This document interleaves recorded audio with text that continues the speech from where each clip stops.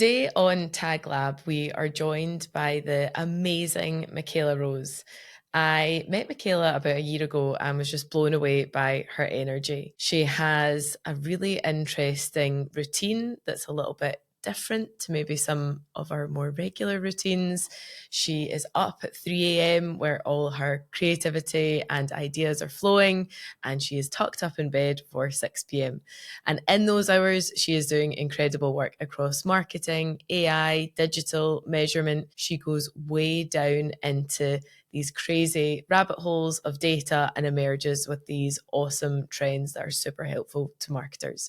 So enjoy the conversation. Welcome, Macala Rose. We are absolutely delighted to have you here with us today.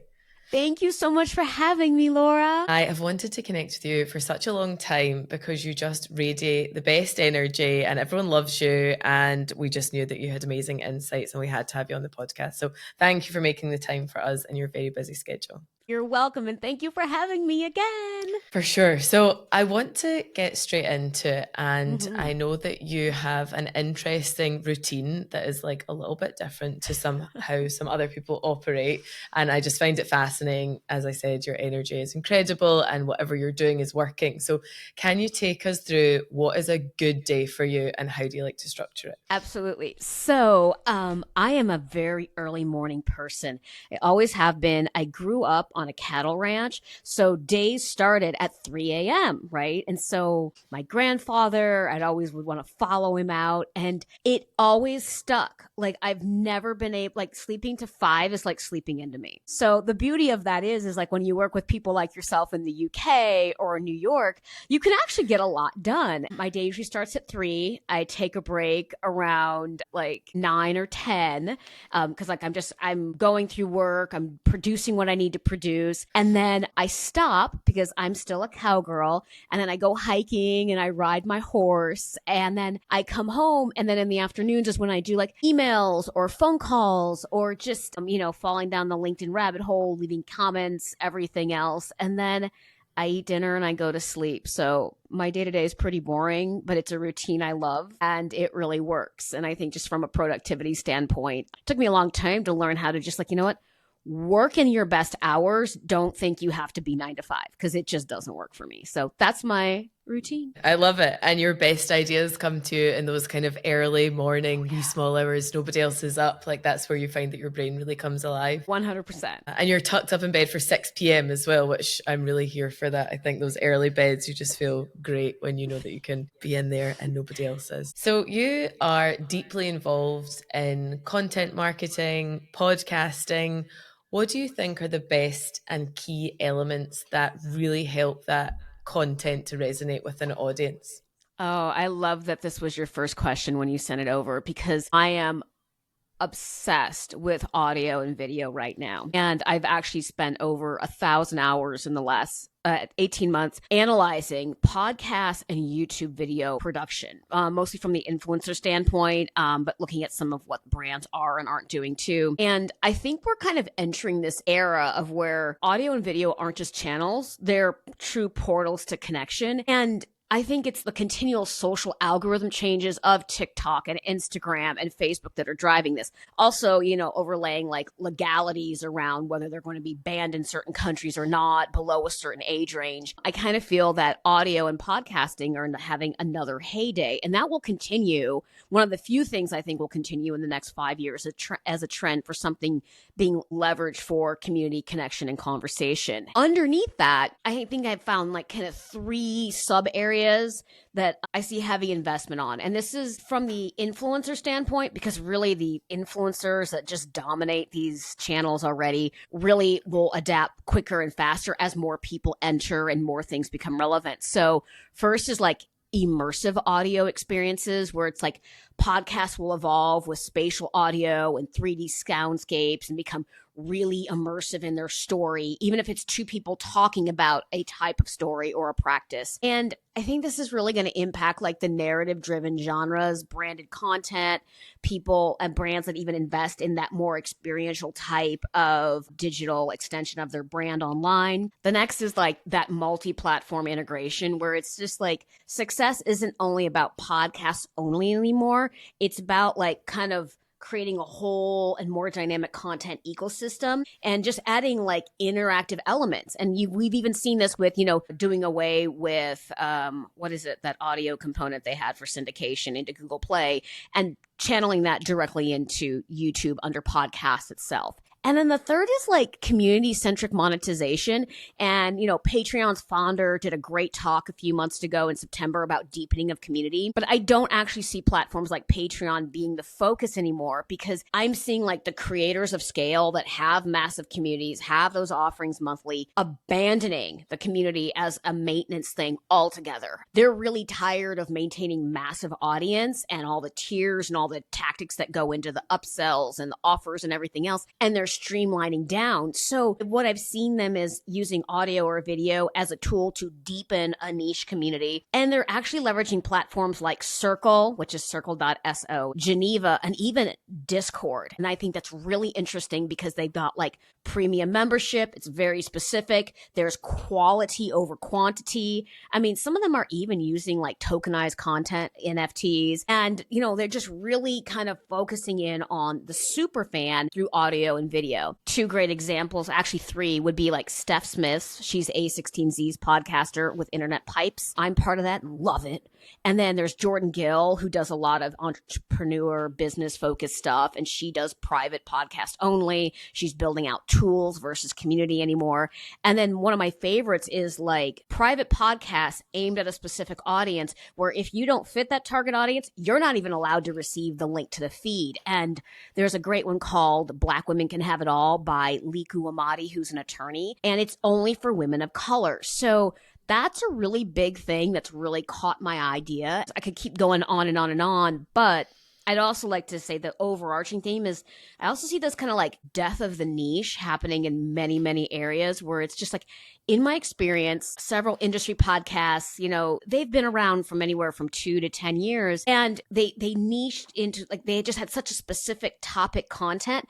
Now that the founder wants to evolve, they are unable to translate that audience into the next thing. So now they're kind of taking more of this wheelhouse perspective, where it's broader view, the show has different topics of interest, and it connects how they impact one another really, really, really well. I think, people that will master that are going to come out new winners. And then with that, I think you also asked about AI. This is like the coolest thing that I'm down the rabbit hole on and making priority for 2025 is like audio SEO for search and AI discovery. And I think AI powered transcription and semantic tagging is going to be really, really critical.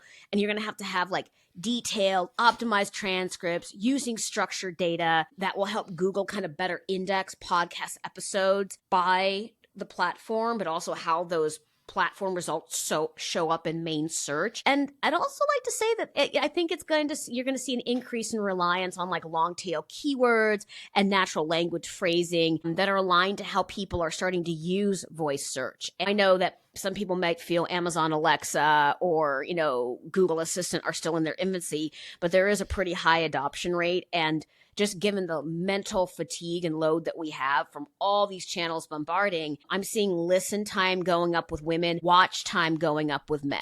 Women apparently seem to have more of a propensity for audio. Men seem to really love YouTube. And I don't have any sub information to it. It's just the survey of when I'm asking someone, how do they consume beyond reading? This is kind of what I get. And, I also think we're going to see some like optimizing AI summaries for that voice search, but that also then it really just shows that dovetail into how you link audio to other things that you invest time and energy in. So SEO, I think you even are going to have to look at how SEM can maybe potentially drive to some of that for a more immediate result or early initial data. And, AI will weave through it. I don't think it's going to usurp it or take it over. We're in this new era of how we're using audio and video asset for discovery, connection, and then moving people into conversation with a company, brand, products, or services. And that was a lot, so I'm going to stop there. Super interesting. And I want to touch on a couple of points that you mentioned there. So the content machines, essentially, that are podcasts and audio productions, I feel like these are allowing us to create volumes of content just so much faster than we were able to. So we can repurpose this long form content into social posts, structured data for SEO, blogs, like out of maybe putting in an hour or two of work, you can then repurpose into so many other pieces of content. I think that leans into the fact that you don't always want to have this kind of huge generic podcast, and also you don't want to go too niche, but you need to cater to your super fans. So how do you do that? You go really deep into topics and then you kind of create that into lots of little different chunks. So I think it's once people understand, like, you're not maybe trying to have the biggest podcast in the world, you're trying to best serve your community, but also make best use of your marketing time and the marketing channels that you go after. So I love the way that you describe that. And my other question, I think the death of the niche is really interesting because people grow and they evolve and they change, and then you see podcasts that started out as something and it's really not that anymore. Also, I wonder, how does that balance with, and I've heard this a few times, like in the future 40 to 60% of our revenue will come from our super fans. And these are the guys that we really have to go after. So if the niche is potentially dying, how do you keep catering for those super fans who I am assuming fall into that niche? Like, how does that kind of balance in your head? Well, I don't have a simple answer for that, but I think that the one thing, if you kind of look at the psychology of a super fan, there's someone that is more entrenched and connected to who you are as an individual than they are your product or your service. So I think even in that article, like 1,000 True Fans, there were elements of this, and that thing is really old, but it's like there are some people that you just resonate with so much that they're going to evolve and follow with you. Those are the ones you want to take. So even if you started with X and then you moved to Y and then you went to Z, if there is that connection to who you embody as an individual or as just as a person, I don't want to use such a big word, they'll come with you. I've seen that happen with certain influencers that I speak with that have reached, 7 and 8 figures, and they've diversified their business or they've streamlined it down. They're just like, no, there is a piece of them that come with us no matter what. We just make sure that that guidance is there to understand how they can come with us along the journey. And like I said, some of them, though, they just fall off. And I think a lot of the creators, even the ones that I've mentioned, are they're like, you know what? It's okay. My heart isn't in this anymore. I cannot keep it up mentally, physically, some combination thereof. So they will just let it die. And it's really interesting because and I've heard this in some of the talks from the community platforms of just as they're validating that in just the data from, let's say, Patreon or Mighty Networks is like, no, they will come over. You lose some, but what you also gain, I think there's always potential for gaining new with the loss of old. Yeah, I think that's a really good way to frame that. And I think that makes complete sense. How do you think you can capitalize on that if you are, like, we know each other from the world of B2B and events, and how does a business capitalize on those super fans when there's maybe not the buy-in to an individual? Like, I don't know, how do you, because I've heard this as well for events, like, got to cater to the super fans. Like, where do you think businesses can take that? Well, I think that there are some really interesting events we could reference. I know that if we're talking something maybe like a Comic-Con or a Complex Con, that's very different than, say, like Health USA or even like the World Economic Forums coming up in Davos. I think that this is where we start to look at segmentation. We might have a super fan long-term time. We might have someone that falls into different classifications. I know you and I work on a shared client that have different audiences, maybe under 3 different types, and then there's sub things under that.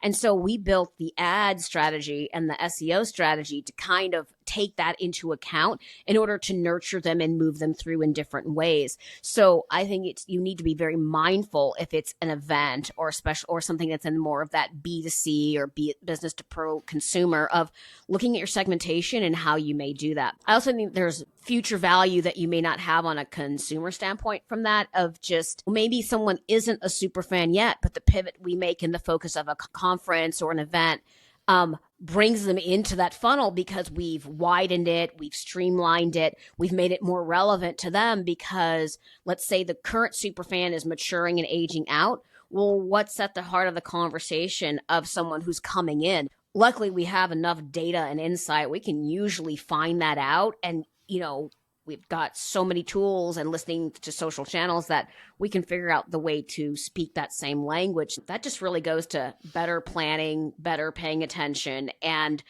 moving people in and out. And I think a lot of events, if we're just talking B2B and events, they've gotten very stagnant and they're like, oh, wow, there's no more growth in this. Where do we have to look? Where do we have to pivot to bring that in? So many of them are doing that right now. And I think Adobe Max has done a great job in looking at that and the way that they've done programming. Like their continual partnerships with Chris Do of the future are quite impressive. I actually really like Health USA and the way they've done stuff. And then HubSpot's Inbound, I think that's a beautiful example. Pivot and fluidity are going to be a key part of that versus just stagnant and always doing what we've done because this is the way we do it. Yeah, that's completely accurate. And I think it is about what is that experience that we're actually delivering to people, that it is memorable, and you have even a shot at creating somebody who would eventually become a super fan as well. And I think that is ultimately what we're all craving, is what are these incredible experiences? And it doesn't always have to be completely relevant to the industry necessarily. Yeah. I heard Greg Gillian talking about, like, they have a finance event and it's all people from accountancy, but they're like, let's have an amazing puppy lounge because everyone loves puppies. And I'm like, that makes it a memorable event. And there's got to be great content and learning and networking and all of that stuff, but like, create something that creates that sense of connection and ultimately these super fans. So moving on, and I know that you are a data girl and you like to dig in and really say, okay, let's just not make any assumptions from kind of what everybody tends to think. Let's keep digging and go down the rabbit hole and see what trends emerge. So can you tell us a little bit about your LinkedIn newsletter, what your process is like? Oh, and okay. What you get out of that. So my LinkedIn newsletter is called Down the Rabbit Hole. It's a subset of my master newsletter, which is narratives and numbers, because I think that data always informs story and story should inform data. Like, it's not just a church of one or the other. So I chose LinkedIn as like the one platform that I invested most of my time in 2024, because frankly, my nervous system can't handle the other ones. It's just too fast and rapid. And I'm not that young and hip anymore. We were talking about this before we went live, but it's like authenticity to a platform and a channel and where your interests and strengths lie. The number one thing I've said to my clients this year, and the commonality in my clients is that they're all women-led companies, whether it's an actual brand or it's their own that they're building, is I'm like, I'm never going to recommend something for you to use something that just doesn't feel right and you have no passion for, because that's just going to translate through into the response and the success of it. So I love LinkedIn. I love the people and the way they speak about it, whether it's personal or it's a specific topic. Like, there's a guy that does ag SEO, and he's just like one of my favorites because, the way that he splices, search engine optimization with farming, any brand can learn from. It's really cool, right? So the people I like most on LinkedIn, where I'm like, you're doing something more unique to you. You're not following the strategy of someone that, 5,000 other people have bought their course. And so for me, I've always been a writer, and I love digging into behavior and finding kind of almost like offbeat, bizarre trends. So I started down the rabbit hole because, everybody can write a top 5 trends article. They can write briefs. There are beautiful ones out there, but I'm like, there's a lot of micro nuances and connections that nobody writes about. So I've started to do that. And yes, some of them are kind of have some dry humor and poke fun at certain things, like my biohacking longevity. We all want to be vampires and live forever. But it's really an interesting look at, like, it's how I do analysis, forecasting, and I overlay like behavior and belief. Like, I love behavioral psychology. It's what I've gone to school for. I really like to look at like nonlinear connections between individuals and group motivation and explore them in like the way that they're like, their perceptions of people are kind of creating these paradoxical shifts in our world globally. And, technology is there's such fragmentation. There's subcultures of subcultures. That's my just really fun attempt of like how to unravel like modern culture's tapestry in a unique way that hopefully people find interesting. Frankly, I'm not going to change it. I'll refine it. I'm definitely going to make it better as I go along, but it's how I write. It's how I speak. And it's just how my brain likes to find things. And I figure differentiation in a world of the same is a really important thing. And I will be very transparent. I do use Claude, who's probably more important to me than my boyfriend at times, to help organize the chaos of those of those posts because they often end up being 10 to 20 pages. Claude can really help me streamline them down to like less than 5-minute reads because, well, I don't think someone's going to read the whole thing. I read your vampires and biohacking. We all want to live forever. I think there's so many interesting points there, like some of us can barely make it to 70, others of us seem to have access to live to 120. But yeah, tell me what surprised you the most out of that research, and are you going to change anything in your life? Our fundamental fear of dying. That's why, Right. Everyone's like, oh, optimizing the health span or, making the most of life. But, not to get too heavy in this conversation, but, and I only touched on it lightly in the article, but like at the end of the day, it's like, yes, it's about means and resources. Some of us can have a longer health span with better quality of life because we have access to resources and money. Others don't. But underneath all, regardless of what people are exploring, whether it's to cure disease or to upload their consciousness to AI, which that's the one thing I really hope it puts some serious regulation on. It's just like, just because you can doesn't mean you should or should be allowed. It's the fundamental fear of death. And we all are afraid to die. Very few of us aren't. So it's just like, and some of that comes from loneliness, some of that comes from abandonment. But end of the day, it's like, well, I don't want to die because I don't know what that's going to be like. I don't want to have pain. I don't want to be alone. Whatever the narrative that's running through the brain is, people are just afraid to die. So it's now like, how long can I live?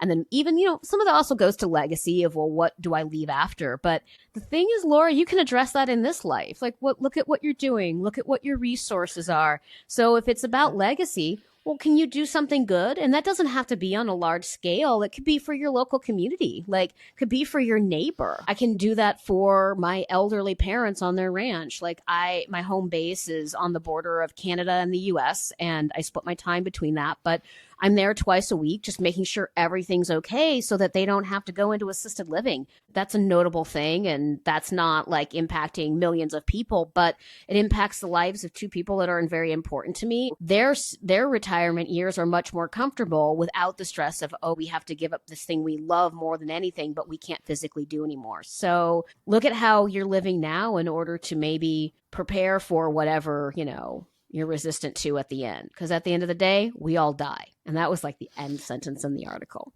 Yeah, I read that. No, it's great. And I liked your other concept around time anxiety. Like we're constantly trying to prolong time, save time here. And actually, you're right. It's like, what contribution can you make that's meaningful to you and who are you serving during that time? And actually, maybe we can relax a little bit with all of our productivity tools. Yeah, because that's what's killing us. Like all this health and the focus on health in the world moving forward. I'm going to be writing about so much of that in the new year and taking it apart in depth. And that you just read the start of it. But it's like the end of the day, the thing that's driving our production is also making us physically and mentally ill. Yeah. I think that is a really helpful reminder. So thank you for that. So moving on to AI and marketing, you are deep into this subject and we've spoken about it before. Of course, it's a tool which we all understand. Where are you seeing companies trip up right now with their usage of AI? And what advice would you give to companies to improve that in the marketing realm? I love this question. So first, let me start with the truth. We are drowning in data and we are starving for insights. And I think the same applies to AI. Like, I love AI. And I just made the joke earlier that I would choose Claude over my boyfriend, and I will stick by that because Claude loves me and I love Claude. What's breaking my heart is watching companies mishandle AI implementation. The core problem is, and I'm going to call it out because you wanted no holds barred, is that senior leaders think that by giving their teams access to ChatGPT, Jasper, or some industry-specific AI tool that's been somewhat developed for efficiency will make their teams better. And here's the thing, it doesn't. I see a lot that most teams don't understand how to use AI as a tool. I mean, and they have a very limited comprehension of how to frame questions that generate relevant outputs, regardless of their role, whether it's HR to marketing to systems and operations. There's very little understanding of how to integrate AI prompts into existing workflows to produce better results to the deliverables that are expected of people. So whether that's newsletters, frameworks, content calendars, The result is pretty much garbage in, garbage out. And this is just me going to go without being specific at some of these AI driven platforms or platforms with integrations in general, is that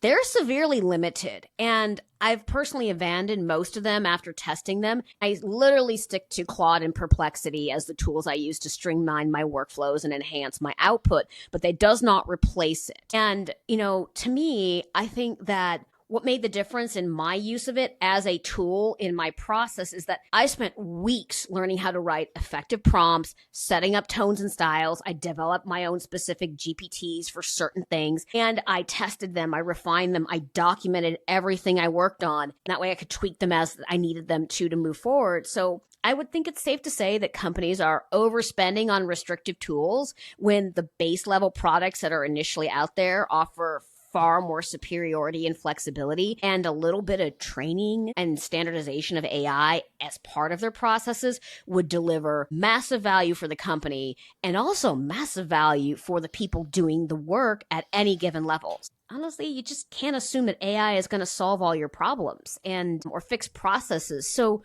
instead of spending, these like 4,500 or plus licenses on some of these things that are honestly just crap with AI slapped on them, I would really take some time to reinvest some thought into what you're buying, what it's being used for, and making sure the people that you've purchased it for truly understand how to use it or even want to use it. I'm going to stop there. Yeah. I think that's really, really useful. And we've seen a lot of similar behaviors that these tools are kind of jumped on as like the thing to solve the problem. And actually you need to document the process and look like, are there parts of the process that can be improved? And then can AI actually help us to solve those parts? And you touched on something else there, which is the training piece. I had Paul Beyer on recently, who's a super smart guy within the AI space. He recommended that really to get your learning up, to be using these AI tools like 2 to 3 hours a day, because we use like so many tech tools that we have, we're using maybe 5% of that actual tool. So J4, really powerful tool, we maybe use 5%. And it's the same thing, like it's quite superficial usage. And actually the more that we learn, the better that we would prompt. And then you actually get so much more out of it. So like you said as well, the garbage in, garbage out. I think so much of that comes down to lack of confidence in using the tool and just, poor prompting. And that's a training thing that companies need to invest in. I was with clients in London a couple of weeks ago, and they were like, oh, we remember getting Google training, like how to Google well was like a training. And now that's kind of the same thing. We're like, okay, well, now we need to teach people how do you prompt well? And that's the new, how do you Google well? And it's like, how do you instruct the tool to get the most out of it? But I think everyone's like jumped in with a novelty factor and maybe not jump back out again to figure out the actual process that it solves. And it takes time. And that is, like I told you, I did it for myself in order to help myself. Next month, I think I'm going to be able to actually show something ultimate that I tested on myself, that I'm just like, drop the mic, Hail Mary, and I just saved myself, 10 grand a year in software licensing because I went and figured it out with myself with AI and data for SEO and Airbyte and Google Analytics. I can't wait to show it to you. AI informed, like, maybe I will throw a little run on maybe I will run a couple things over with a bus just because I have no problem doing this. And you can edit it out if you want to, but like, let's talk about the enterprise tech stack. The more customized it gets, the harder it gets, and the more it breaks. And then tracking accuracy falls apart, blah, blah, blah, blah, blah. Not cute. And recently, I went on this quest because I love SEO. I love how anything within the Google wheelhouse works together, and making sure that we can find all those deep insights. Like you said, GA4, we maybe use 5 to 10% of it. What are we setting up in Tag Manager? Where are we pulling from Search Console in order to create these like wider, more broad pictures of our audience and their behavior? I've been a SEMrush user for a long time, and I've tried all the other tools. And this year was like my biggest frustration with SEMrush, because I was using their API to pull into Looker Studio to visualize key elements of SEO in conjunction with like PPC and content performance and all these other things. And it kept breaking, first of all. And then it's like, oh, well, that's in SEMrush, but you can't export that to Looker. And then on top of that, it's like, oh, you want this type of data pull at blah, blah, blah, blah, blah, more money. And I'm like, to the point, I'm like, this is so expensive. Your customer service sucks. Trying to manage billing and plan upgrades, downgrades, or changes is terrible. And then even their little AI reporting tool that they added in, that's like another $150 to $500, which you can get that for free in ChatGPT if you know how to prompt.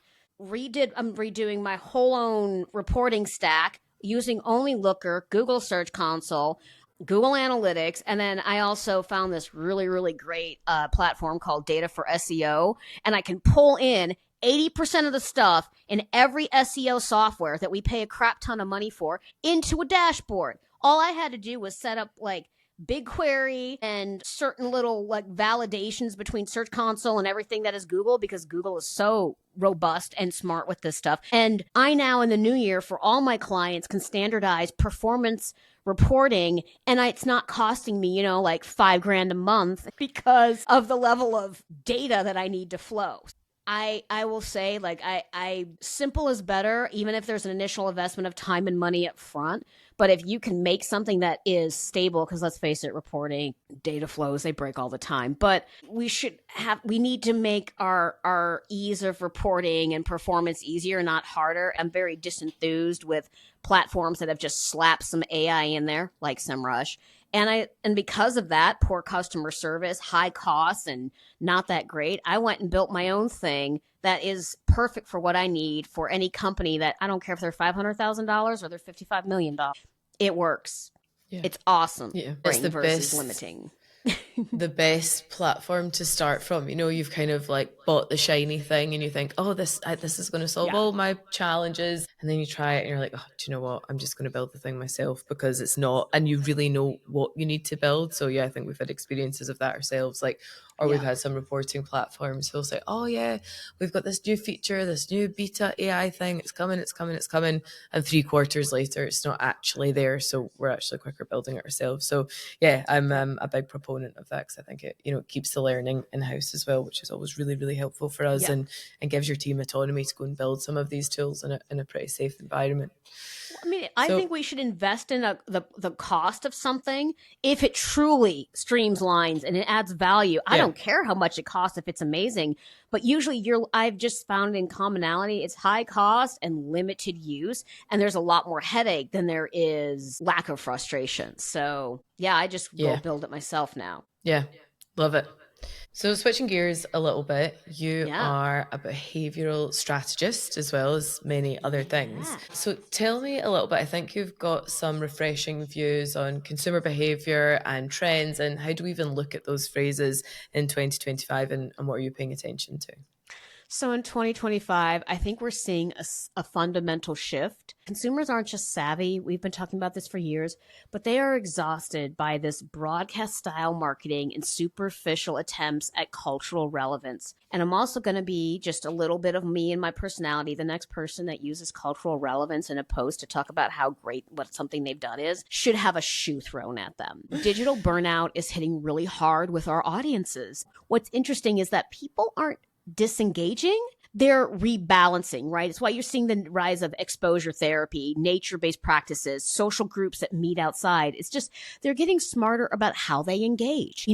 They're kind of switching back and forth between like deep and shallow content based on their needs. So 1 minute they might be doing the massive deep dive doom scroll on TikTok, and the next they're, driving to some place and listening to, 3 hours of a podcast that they saved and now have time for and binging on that. So it's short and quick, deep and long. It's like moving them from that short and quick into the deep and long, that if you can get them into the deep and long, that's where I'm seeing them becoming that customer that you can potentially hold for a lifetime. It's kind of, while I hate this term of like know your audience, because it's almost like the niche thing. It's almost too narrow. We as human beings, even you and I, Laura, we're very complex. Like one day you and I might be reading a scientific journal that's talking about, I don't know what. And the next, because our mind is so blown from all this deep research we're doing, we're like, cat videos on Instagram, please just give me kitties, right? So as people, but also as marketers, we need to stop putting ourselves into boxes. Now, we can structure that in our segmentation. Like, we don't need to go too narrow with no segmentation at all, which is still a very prevalent thing. But then there's also, this year I've seen over segmentation. And in general, like 90% of the time, I don't think any company or brand needs more than 10 segments. Yeah. And that's me being generous. And there's variances by certain industry where it might call for more. But we need to start kind of just like thinking like we're people in like more of that wheelhouse frame. It's like, okay, well, my person isn't some teenage guy 18 to 34 that lives here and is doing X. It's like, what are the familial, relational, and world dynamics around the people that are like the core audience and customers of our company products and services? I don't even like that term ICP. I think Dr. Marcus Collins, he wrote, the book on culture. He's one of the best out there in terms of following him and the way he's framing people in terms of audience and the relationship to them and how we think about people as more dynamic individuals, but we're still able to do our jobs in order to deliver results. And, I think that in a similar context, brands are desperately searching for that next 5-year roadmap into the landscape. But here's the thing. Laura, it changes every 3 to 6 months. I mean, even this year alone, we had three Google core algorithm updates. That's like never happened before. And we're basically using the wrong approaches. Now, I do think that there are things that I see that work across the board. So it's like the foundation that your house is built on. SEO fundamentals, because people still need to find you. There's my little thing. Mobile first design, because all of that access of looking and consuming and searching and purchasing happens on a phone more so than desktop, unless you're in a really still mature industry where people use their little computer. I think smart segmentation in email and SEM, my top channels for all my clients, regardless of if they're B2C or B2B, it ain't social media. I'm going to be honest. It's been SEO, SEM, and email. Now, social is a variable. Like, that's where I say this is where you get into fluidity and unpredictability, because social channels, like with their dynamicness, social channels might be a key source of revenue for one company, but not for another. The other place that I see a lot of unpredictabilities in influencer dynamics. Like, I was recently out at NFR, which for the people of you that don't know what that is the National Rodeo Federation. It's like Fashion Week for cowboys in the Western industry. I was listening, and there's big saturation in the Western industry with all their influencers that do all these different things. And what I heard from like the standpoint of the brands that are there is like, oh my gosh, we are tired. We love influencers, but their lack of business acumen in order to deliver on what we need as a large brand is not there. So instead, they're shifting towards using older influencers that have business processes in place and can deliver. While the 20-year-old might be cute, girls, boys, all the above, they, them. It's the 40 and 50-year-olds that just have these wonderful audiences, beautiful processes, and make it joyful for a brand to work with that they are looking to invest long-term dollars, energy, and time into, because even they're tired. It's like platform longevity. Like Clubhouse came and went. We've had little things come and go. All the platforms are testing things like LinkedIn through in video, Facebook and,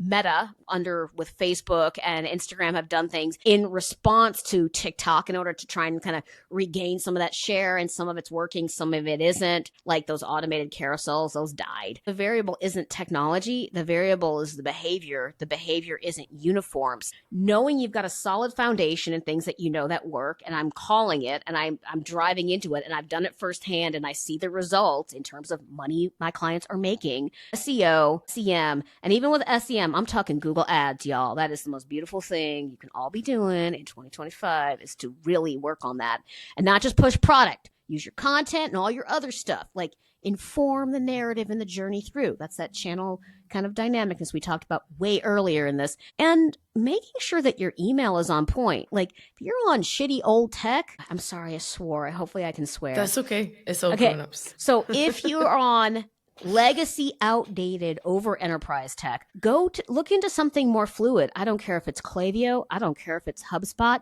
but work with something that has modern application so that you can connect all your channels in a very seamless fashion, and then you have a whole picture of how your ecosystem is working, not these little one-off silos and these like fragmented ways of assessing that aren't apples to apples in terms of like your overall business goals, whatever they may be. That's nice. And so do you think for businesses then they should have when they're doing their planning, it's almost like cyclical, like here's your 6 months, here's the stuff like we're pretty sure that we're going to control and we can kind of predict the results, and here's the stuff that's more fluid and we're going to just see how our audience actually behaves rather than trying to put everything in boxes and have everything so neat? Like, do you think that would actually bring a bit more creative freedom to the brands that you I work think it with? Is that how you depends. do their planning? I think that it depends on the brand and how they operate. Like the shared client that we have together, which is MJ BizCon, which is owned by Emerald Expositions, is a very fluid team and they're dynamic. We work cross collaboratively. That's why you and I have done so well together this year, is because it's like that's built into the DNA of that brand and that team.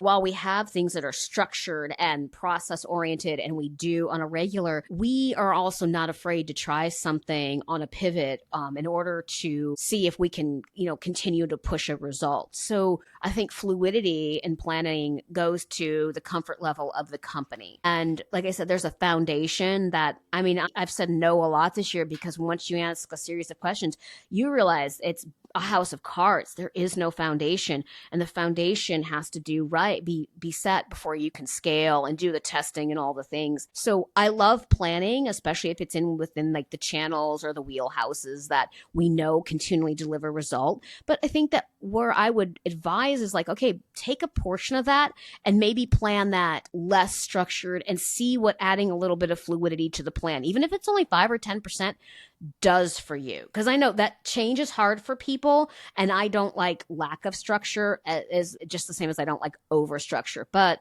Yeah. foundationally, I think you can kind of lay down based on your historical data, purchase patterns, or whatever that, okay, this is what we need to do for this year. Now, here are the areas of growth we'd like to explore. And maybe here's one or two areas that we need to maybe explore divesting time, energy, and money into based off of what we know is happening politically, culturally with our audiences and things like that. Yeah, that makes sense.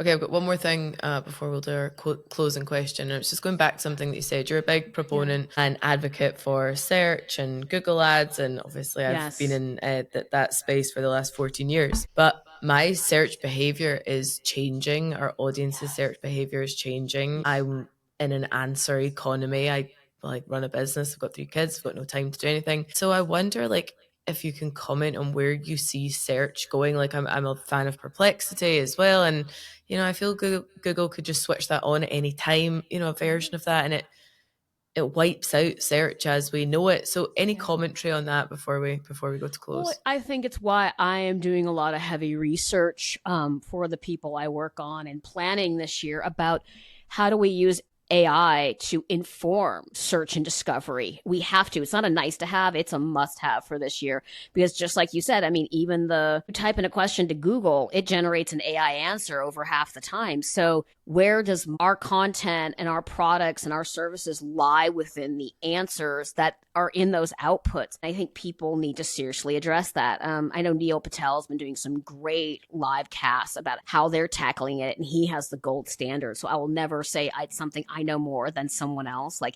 he really influences what I do for clients, and I really like how they're really transparent, well documented about it. But that's what I'm thinking. That's also why I said like audio search, video search, all this is kind of at that next impetus of AI informed SEO and SEM moving forward, because that's a very real thing. And like you said, you're a woman with 3 wonderful kids and a life, and you run one of the most amazing agencies in the world. And you're like, but I need my time. I need my bandwidth. So how am I evolving my behavior in order to meet my needs, my children's needs, my family's needs, and my other children, which is my big, amazing agency, right? And so you've got a lot of pulls. And so that's why I'm also saying to people, it's like, let's look at all that, because you aren't just, I'm an agent, I'm a president of the blah, blah, blah, blah, blah, doing X, like where someone might send that to you in like a LinkedIn sales pitch or whatever. But it's like, Laura, what's going on? It's like, and I'm only making this up. This is not something she and I have ever talked about. I'm just saying, it's like, Macala, I love what we're doing. I want to keep going, but I also need more time with my kids because I adore them, and watching them become these amazing individuals is important. So that's actually how I have been structuring some of the way I work with my clients. And I have two amazing women that I'm not going to say I'm even piling it. Like, they have at least three different companies. They're moms. They're amazing. They're on the come up. And it's like, okay, how do we, and I've started with them. It's like, okay, what is important to you as the head of these three companies that are all doing very well, that all have synergies, but do we maybe divest your focus from one or two, put it into the one that's priority, so that you have Sundays for family. Heck, you have Saturday and Sunday. Or who do we need to hire to delegate this to? So there is a little bit of that, like, business coaching before we're like, okay, now we got to get in there and get the GA4 set up and get the data and the dashboards and the things and the plan. It's like, first of all, how are you doing?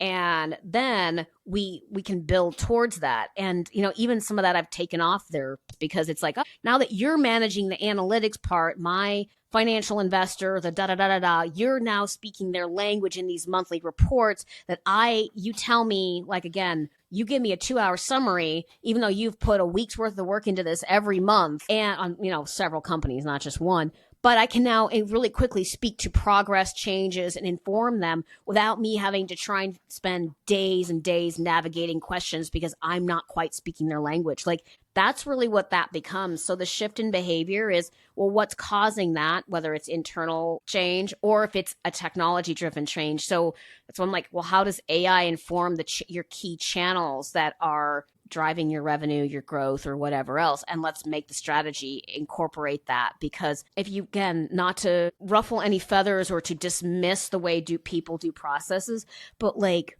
we did this really cool implementation of Google Analytics for like our largest client this year. And we work with two other agencies on it. And they were just like floored. They're like, we've never seen this level of depth in terms of audience segmentation, the taggings, the event firings, what we call an actual true conversion, setting up the differences and the nuances by the audience. They're like, whoa. And I'm like, well, yeah. And it took us 2 months, but we started with stakeholder meetings. What did they want to know? Then we looked at what was there, identified some gaps, talked to them about it, and in the end, overhaul GA4 in order to make a more cohesive picture. And so it's like, oh, we should divest from these two channels, put this more over here. And this is how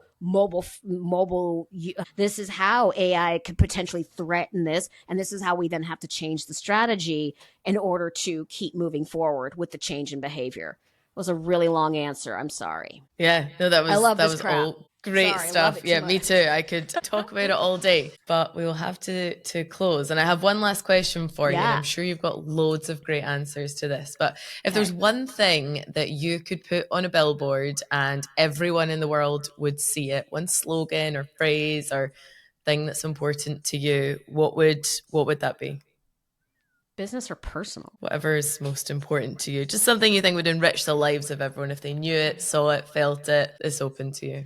I think then I'm going to have to go with the personal, maybe more like leadership style thing. But it's just like, remember, you're human too. And the people that work for you and work alongside you are humans. And so if you're willing to invest in a more softer approach to the relationships, I think that the output and the longevity of the partnership or mentorship that you provide is going to go a lot further. Like, I know we're supposed to be one thing in one role, but I found that just by letting our human experience and our personal lives, to a degree, not the whole thing, inform relationship and guidance, it allows for an employee to better connect to who you are, and it makes them believe in you and passionate about serving because they know they're part of something greater and what they mean and matter.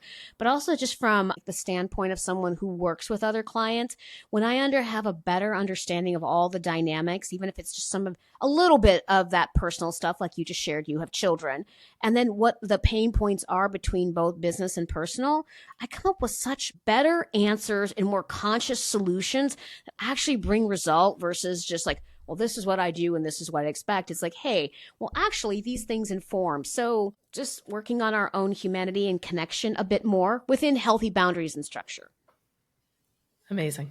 Thank you, Macala. You've been You're amazing. Welcome. Thanks for listening to this week's episode of Tag Lab. I really hope you enjoyed it.